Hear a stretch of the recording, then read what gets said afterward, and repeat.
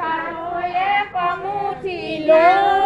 ঐ ৰাম জয়ৱতী নন্দন কৃষ্ণৰে হাতে আমৰ ডালি তোমাৰতে পেলিয়ে হাতে আমৰ ডালি তোমাৰতে পেলিয়ে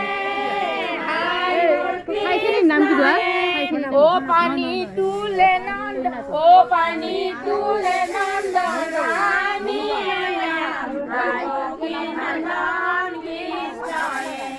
ৰাম কৃষ্ণ পানী তুলিবলৈ